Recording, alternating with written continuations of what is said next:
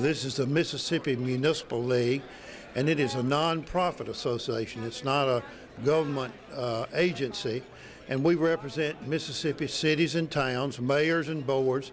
So we're involved in all kinds of issues that relate to cities and towns, and there are a bunch of issues. Almost everything in the legislature involves issues in cities: streets, infrastructure, recreation, health care, education, you name it. So we've got a big job. It's the first time, I think, ever that the state's had both houses, Senate and House, as Republicans. And so we're just now finding out who the Republican House chairmen are. And we think they've made some excellent choices in both the Senate and the House. So it's new leadership, and we've got some of them that we know really well. Others we'll get to know. We're looking forward to working with them. We know that the best interest of the state and of our cities and towns is paramount to them. We know they've got a big job, so you'll find us eager to work with them and support the state and our cities and towns as well. It's the same constituents for both groups. I think the number one issue that we will be looking at this time around is the possibility of an inventory tax exemption and how that will affect municipalities. We have some very strong feelings about where a loss of funding will be made up by the citizens of our communities. The Municipal League is looking at anything that might be classified as an unfunded mandate, anything that might be passed down to the people in a municipality to make up the difference in the amounts of money that may be lost through the legislative action. That phrase was coined, I think, at the federal level when the federal government began to make legislation that states had to do, but they didn't give any funding. And so that same situation occurs when the state passes down mandated programs to put in place, but there's no funding for it. So that means the citizens have to pay for it. So we're looking at all the legislation that's going through to see if it has unfunded mandates, because that's a shift to more taxes for our constituents, citizens in our cities and towns. We're going to watch that closely. And the leadership in the House and the Senate has said they will too. So I think it's going to be a good thing. I can give you several examples of things that are passed down. Just for example, we are required more and more to step up to the plate on things that in the past government agencies, state agencies like MDOT have been responsible for, and now we find that if it falls within the city limits of the city, we become responsible for it, yet we receive no additional funding to take care of those things. I think the main thing we always have to keep an eye open for is we don't need any unfunded mandates from the states pushed down on the cities. Most of the cities are operating as frugally as we can. Some of these mayors even mow their own city grass. And so there are no more corners we can cut. So every time an unfunded mandate is pushed down on us, the only thing we can do is cut service or raise taxes on our citizens, and neither one of those are viable options. One of the major problems we always have is funding. Sales tax obviously has been down for the last few years, and we are always facing economic development problems, and we ask the state to help us, and they've been really responsive in that nature. But we would just ask the legislature for any unfunded mandates not be passed down to the cities. We need all the dollars we can get. Give us an example of an unfunded mandate that has caused problems for your city. Well, last year the proposed immigration problem would have caused a major problem. We would have had police training that we would have had to have done, and keeping up with the records and those kind of things, and there was no funding for that. And again, it sounds really good as far as cutting inventory taxes, but those things would cause us a lot of problems. We've been hearing, and this has come up the past 2 or 3 years, the inventory tax. And inventory tax would greatly affect cities and towns and counties and schools in our state, because we would lose that money that is being paid on inventory taxes to the local governments and local school districts and all. And you're looking at about $170 million. And when you start losing money to run cities and towns and school districts, you've only got two options. You either start cutting services, or either you raise property taxes to try to get that money back. And when you start raising property taxes, you're fixing to start hitting your property owners in town, and you're also going to hit your businesses too that probably in the first place got the inventory tax exemption. So that's what that's what the whole thing is. We're not against helping businesses and all, but we've got to have our revenue, because things are nowadays, the expenses are going up and revenues are going down, and it's getting harder and harder to run cities and towns and counties every year. For people that don't follow it that closely, explain what the inventory tax is and how the exemption works. Okay, inventory tax is more or less based on the inventory a business has that he keeps on hand. He has to pay a tax on it, and that is what they're trying to. They were wanting to do is exempt that inventory tax, where they won't have to pay that inventory, won't have to pay that tax on that inventory. And what is they're proposing now? Well, I'm just saying, in the last couple of years, they have had bills out there that would still bring the money to the cities, and where they would still bring cities and counties and school districts would still get their money, and they would get the vouchers, and the state would get it back to them. So that is something, that has been looked at the past couple of years, and they would base this over a 5-year period, which the thing about it is, where is the state of Mississippi? And now that's all I hear. I've been hearing the last several months, the Mississippi's going to be working on a tight budget. So even if we do get our money and we're made whole, where is the state of Mississippi going to come up with $170 million 5 years from now to pay this inventory tax? So it's just a tough situation that really needs to be looked at before the decision is made. Small businesses, all businesses in the state of Mississippi already enjoy a $5,000 tax exemption, and we are hoping that the legislature is not going to step forward and exempt tax on inventory. That is a tremendous amount of money for the people in municipalities, especially for school districts in the state of Mississippi, and it would have an ongoing effect on our funding for municipalities and for school districts. What does local government use those funds for? Services to the people, except for that amount that goes to the school district now. The schools have their own, agendas that they use their money for, but we use it for things like services, garbage truck, infrastructure, anything. There is no limit as to what we can use that money for. How does your city use those funds?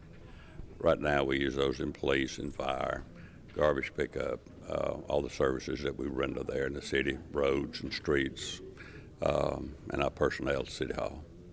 The inventory tax is a strange tax. There aren't many states that use it, but having said that, we are one of the most business-friendly tax states in the nation. So if we were to get rid of the inventory tax, we might need to replace it with another type of tax on industry and retail. Home rule involves everything. It's just a matter of the people at home make the decision rather than the state or the federal government. Whether you have elected or appointed school board members, or whether you decide you want to put a stop sign somewhere in your city, those are local issues. They need to be determined by your city board and mayor and the citizens that live there. They know what's best for them. And so home rule is about people making decisions that impact them, and not some group in Jackson, Mississippi or Washington that think they know better. I'd like to see the legislature support anything that could be classified as home rule, allow the people in the municipalities to make the decisions about funding and laws that affect the people who live in the municipalities. I'd like for the legislature to better understand what the municipal league means when it talks about a Mississippi optional sales tax for municipalities. Home rule just makes common sense. What home rule says is that the people who live in cities understand what is best for them. They don't need the state or federal government telling them. They elect us locally to lead them, and if they don't like the way we do it, they throw us out and pick new ones. One thing that's really paramount as far as my list of things in Okolona is our workforce development. And I guess that's going to go along with education or lack thereof. We're doing things to improve our infrastructure, our quality of life, but if we don't have qualified or trained workforce, we still won't attract some of the industry. So that's one thing I'm really concerned about. What would you like to see happen? What kind of assistance would you like to get from the state to be able to do better in that area? I realize that public schools are being challenged everywhere. But I do believe that Okolona, with roughly 3,000 people, is small enough where the greater community can impact education as far as before school, before preschool, kindergarten, as well as further up. And again, our dropout rate is higher than I would like for it to be. So we have to do something to encourage our young people to remain in school and show them the importance of education. Oh, I think some of the major issues that's facing us is our tax revenue.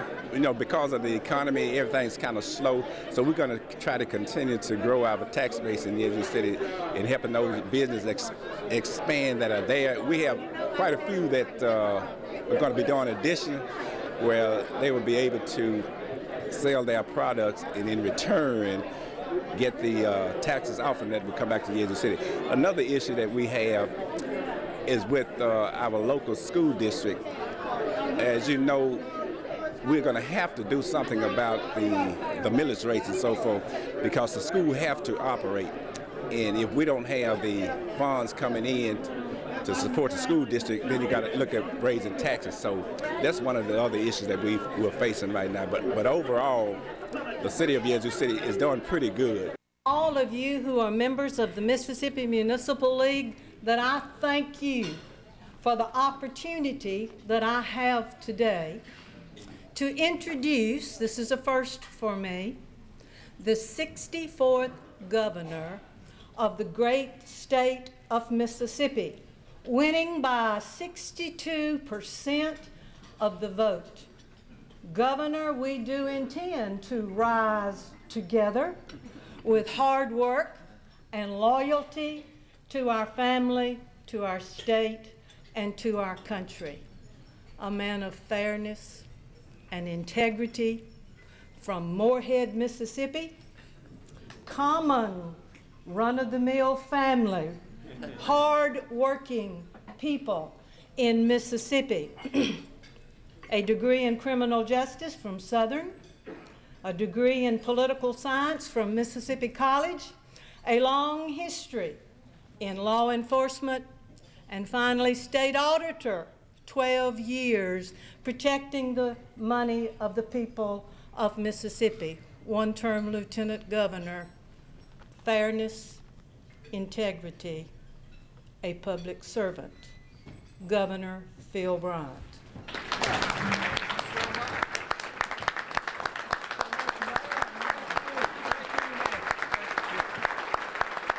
Oh, thank you so much. Please, please.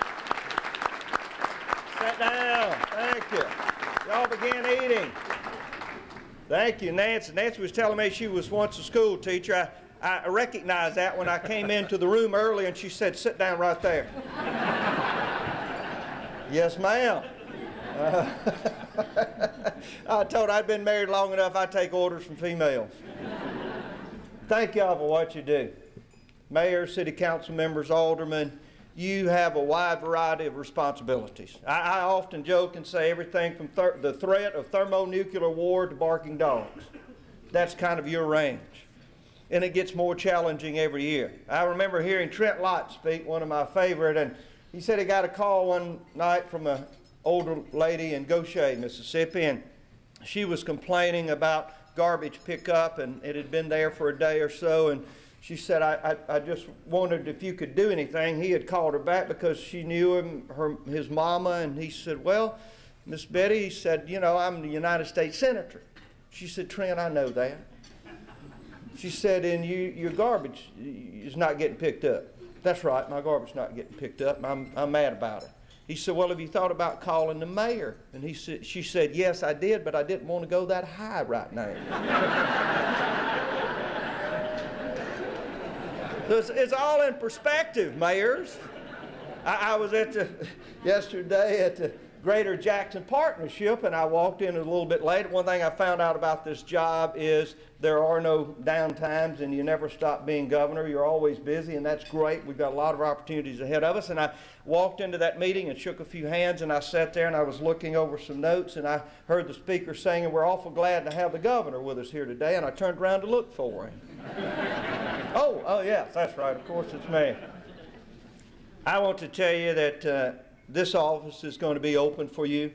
As state auditor, I enjoyed every opportunity I had to come and talk to you. I felt that my job as state auditor was to serve you. I always said my job was to keep you out of trouble, and a lot of folks said, look, well, how dare you? I'm not going to get in trouble. And then we realized how complex these purchasing laws could be and how many things you had to go through as a mayor, as a city alderman, just to get your daily business done. And so I continue to take that servant's heart and mentality into the job as governor.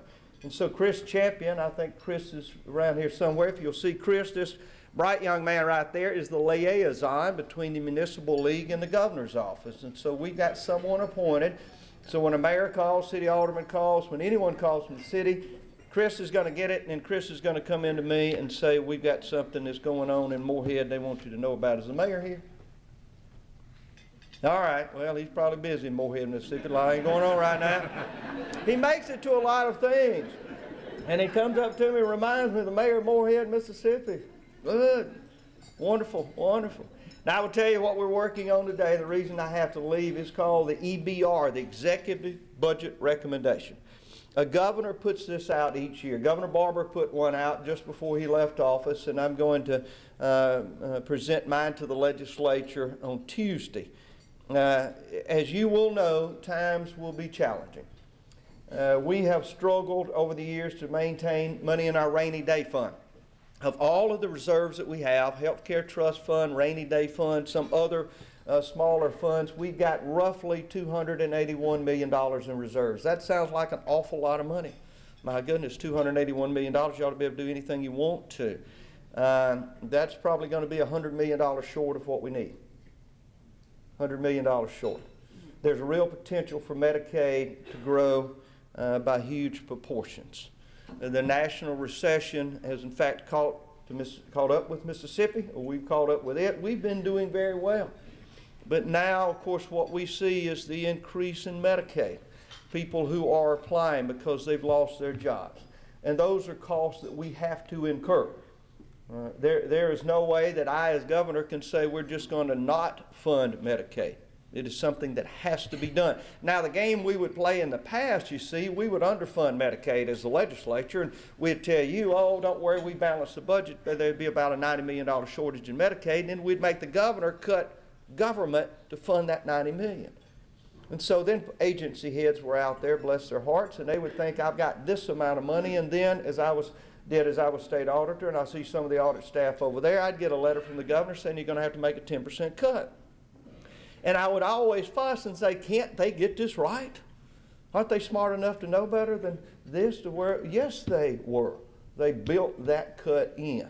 And it's unfair to agency heads. It would be unfair to you to say, I believe that this is the amount of money that MDA may have to spend, for example, on small municipality grants, and then come back to you and say, oh, we underfunded Medicaid, so we're going to have to cut that. We're going to try to give you a realistic budget. It is not going to be pretty.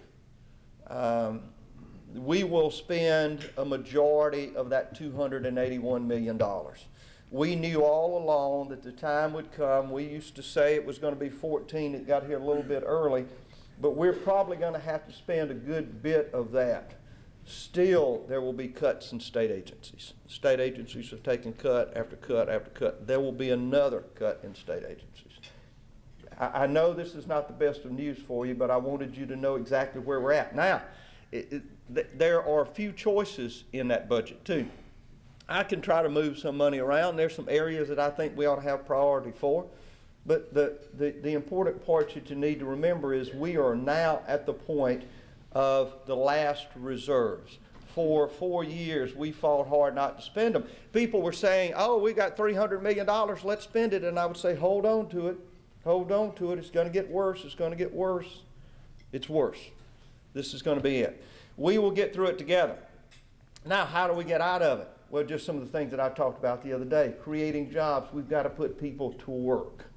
There's no other way. It is creating an economy where those people who are now applying for Medicaid might be able to go to work. We are going to do all that we can. I'm very, very proud of the fact that a man named Jim Barksdale, one of the nation's premier entrepreneurs and businessmen, is managing the Mississippi Department, now our MDA. Just think that. Our Mississippi Development Authority is being managed by one of the premier businessmen in the world, not just Mississippi. This guy's pretty sharp. He helped start 2 industries, not just companies. Here's a guy that started a little company that ended up turning into the majority of the business on the internet. He actually did help discover the internet. And then he got an idea along with a guy named Fred Smith one time that said, look, why don't we put a lot of packages on trucks and airplanes and we can kind of deliver them, and the post office is not getting all the business and we can do some, and it turned into FedEx. And so that's the type of big ideas that we have for the future. We're going to have to work closely together. Economic development in your communities is center. It is critical. It is the sun in your universe. We are going to do everything we can to look at the regulatory agencies in the state of Mississippi and say if they're hurting job creation, then we need to get rid of it. Now, we're not going to destroy the planet or challenge people's lives, but that's got to be done. We've got to have an educated workforce. Sometimes in our districts, in many of our districts, 30% of the children that start into school drop out between the 9th and 12th grade. Now, what's going to happen to a young man or a young woman just now that's dropping out of school in the 9th grade? You and I are probably going to take care of them for the rest of their lives. I'm just sorry. They're going to try it. Hopefully some of them will fight through it. A lot of them will get GEDs. They'll learn a skill. We've got to do something about that. The best thing I think we can do right now is teach them a skill, a trade. If you know how to weld, you can get a job. You don't believe me? Paint welding on the side of a pickup truck and just drive through neighborhoods. People will come out and stop you. Oh, I got something need welding. That's all you got. Got a job right there. Small businessmen, entrepreneurs. Have you hired a plumber lately? They do pretty good, don't they? Yeah, go hire one. Air conditioning broke down. When that air conditioning goes out in August, you will pay whatever it takes. Happened to me. I knew what was coming. 15 minutes, $282. I thanked him. Thank you. Oh, thank you so much. I know you gave me a 10% reduction. Yeah. We've got to teach these young men and women that they can go to work with a skill. Not everyone is going to be a college graduate. And we talked about teen pregnancy. Epidemic in Mississippi. That 15 and 16-year-old girl, and I'm going to say something you don't want to hear, does not need to have a baby. Just doesn't need to do it. Premature births, underweight babies. This Medicaid bill that you'll see, the cost of Medicaid that you'll hear about in just a few days, is skyrocketing. So much of it, those poor children that are born to those teen mothers that are underweight. So you take a $1,200 birth and turn it into a $250,000 birth. Now, we should in our hearts know better than that. We're going to work hard to try to cure some of those things. It's not going to all happen in the first year. It's been hard work all along the way. But we believe in Mississippi. We believe that we've got the best product in the world. As I go about talking this morning, talking about tourism and the opportunities that we see in your cities to bring people here. We're going to bring the USS Mississippi to Gulfport and christen it on Memorial Day weekend. The congressman's going to make sure we get the dredging done. That's a joke. USS Mississippi's got about a 35-foot drag. There's the 36-foot depth down there, so that's going to be a little bit close. But hopefully so many people in Mississippi will say, I want to be in Gulfport and the Mississippi Gulf Coast on Memorial Day weekend to see the USS Mississippi being christened. Those are the opportunities we've got to take advantage of. Building blocks, our early childhood development programs such as that, Excel by 5, we're going to try to bring those together and see if we can't get some early learning without spending another $100 million. These types of things can be done. But I will tell you now, it doesn't give us any joy or satisfaction to have to say cuts are going to be made. Reductions will take place. but it is the reality that we're going to have to face. We've been there before. We're a lot better off than some states are. We're going to get through this together. We will be there for you. Thank you for the work that you've done. I will be here any time I can. You are the backbone of the small government that is closest to the people, and I thank you for that. Thanking them, the hard work that they put in. This is the government that's closest to the people. Asking them also to help us with economic development. Oftentimes local governments struggle with tax incentives, for example, and they need to understand, as I do, that job creation is the engine that's going to move this state forward. And so asking them to be a part of that, letting them know the budget's going to be tough this year. They recognize that, and asking them for their cooperation so that we can get the best done for the people of this state. Are you encouraged by what you've seen from local government so far? You know, I absolutely am. These are dedicated. These mayors, city council members, aldermen, they work so very hard. And they're there day and night. If there's a fire run, a lot of them are on the truck. If the ditch stops up, you'll see them out there with equipment leading that effort. They cover everything from national security to barking dogs. That's the array of responsibilities of a local mayor. Local government is where the rubber meets the road. We provide the majority of the services in Mississippi, or any state that has small towns. That's where the real services to the citizens come from. We do have a new governor, and we look forward to working with him in the future. We think it's important that if there's any legislation that's coming through his office that might affect cities, that he confer with us so we can work on it together and find something that suits all of us so we can march forward in lockstep to get it passed. It's all about local government. It's all about home rule. That's where it starts. That's where it ends for our people. We're the people that are responsible, from the garbage truck to the dog situation. Everything that takes place that for service to our people starts with local government, and we need to do all that we can to protect it and to see that the services are provided. Local government is working for them, that we listen to the people. We're there to do the things that will make their life better, to build the roads, to provide the education, to provide recreation, to bring economic development and commerce to the city. So we're there supporting our people, and that's what we need to let them know. We're working on their behalf. A happy mayor is a mayor that has high employment, good streets, great education, wonderful recreation. That's what they all want to be, and that's what we want them to be. We have a website, Mississippi Municipal League. We have an office in Jackson, Mississippi Municipal League. Our associate executive director is Mr. George Lewis, who would entertain any questions about the Municipal League and be glad to share any information.